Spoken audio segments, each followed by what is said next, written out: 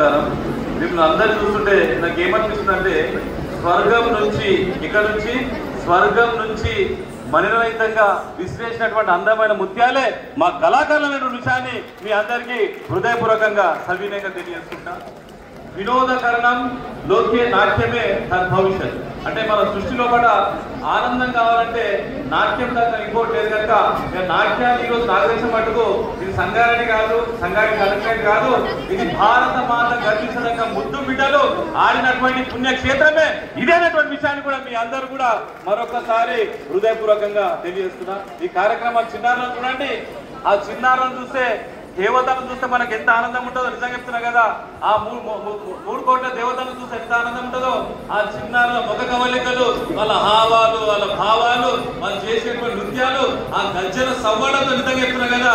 నాకు తెలిసిన మట్టుకు రాత్రి అన్నం తిన్న కాదు, రాత్రి కాదు రేపు కూడా కడుపు నింపినటువంటి చిన్నారులకు, వాళ్ళ కన్న తల్లిదండ్రులకు నేను హృదయపూర్వకమైనటువంటి ధన్యవాదాలు తెలియజేసుకున్న విషయాన్ని కూడా మరొకసారి తెలియజేస్తున్నా. ఈ రోజు మన పాశ్చాత్య సంస్కృతి వచ్చిన తర్వాత డిస్కోలు వచ్చినాయి, బిస్కోలు వచ్చినాయి, అవి వచ్చినాయి, ఇవి వచ్చినాయి. నేను ఛాలెంజ్ చేస్తున్నా, డిస్కోలు అన్ని కూడా పక్కన పెట్టుకొని సంగారెడ్డికి రా, మా చిన్నాలు చేసేటువంటి భరతనాట్యం చేయి, కూచిపూడి చేయి, కథకళి చేయి, అది ఇంకోటి మోహిని అట్టమది యక్షగానం చేయి. ఇంకా దానికి సంబంధించినటువంటి ఏదైతే చేస్తారో వాళ్ళు నిజమైనటువంటి భారత మాత గర్వించదగ్గటువంటి ముద్దు బిడ్డలు. ఈ బిస్కోలు అవన్నీ కూడా అప్పటికి ఆనందం ఇస్తారు. కానీ ఎవరైతే భరతనాట్యం చేస్తారో, ఎవరైతే కూచిపూడి చేస్తారో, ఎవరైతే నాగదేశపట్టుకు కథకళి ఇవన్నీ ఎవరైతే చేస్తారో వాళ్ళు ఆరోగ్యంగా ఉంటారు. వాళ్ళ ముఖాలు చూడండి.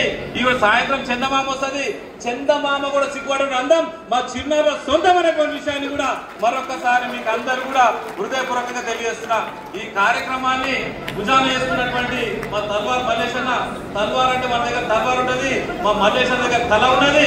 ఈరోజు భారతదేశం గర్వించదగ్గటువంటి ముద్దు బిడ్డలు కన్నటువంటి మా సంగారెడ్డి ముద్దు బిడ్డ మా తల్వార్ మల్లేశన్న 3 పుస్తకాలు రాసిండు. జీవితం అంటేనే కళ, కళ అంటేనే జీవితాన్ని అంకితం చేసినటువంటి మా కళ ముద్దు బిడ్డ మా మల్లేశ గారి హృదయపూర్వకమైనటువంటి ధన్యవాదాలు తెలియజేసుకున్న విషయాన్ని కూడా మరొకసారి తెలియజేసుకుంటా. మా పక్కకున్నటువంటి విశ్వకర్మ ఆయన ఎక్కడున్నా కానీ కళలు సాంప్రదాయాలు అనేటువంటి దాని